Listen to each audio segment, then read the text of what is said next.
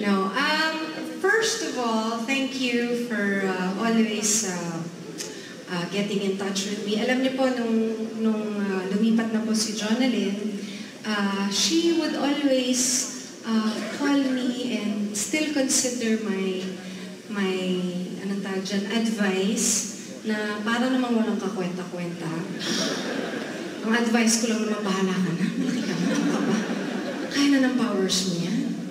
No, but I would like to personally thank ABS-CBN for giving this young lady a chance.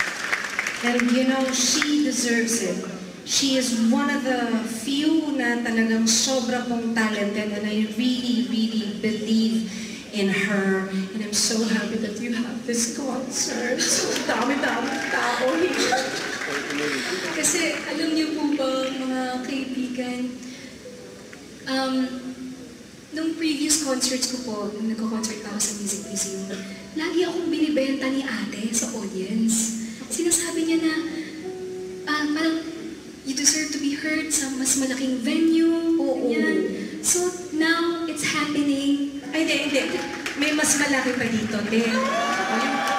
Yung katapat nito, doon. Yun yung next.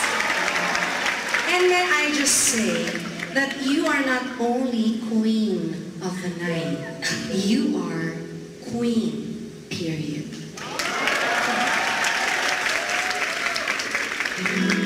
We would like to sing this beautiful song that I think, alam niyo po kasi... Kayo po yung nag-spilahan na Oo nga eh. Hindi kasi po, nakita ko po yung struggle ni Jonah. Nakita ko siya nung ganito pa lang po siya kaliit.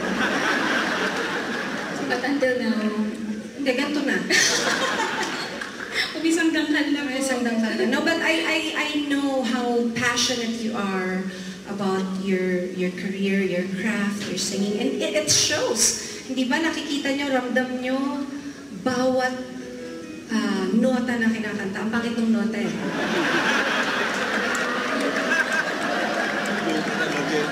Notes. Pangit din. Kasi naman itong mga baklang to, binigyan ng mga kulungan. Ay, kasalanan nito.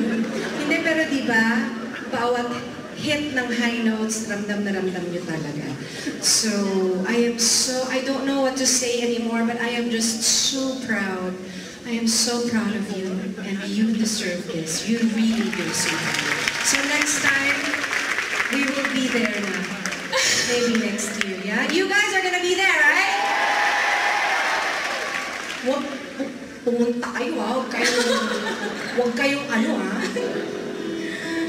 Alam niyo po, wala na rin po akong masabi masyado, kundi sobrang thankful lang po ako kay Ate Reg for all the support, sa lahat po ng pagmamahal talaga na pinakita niya.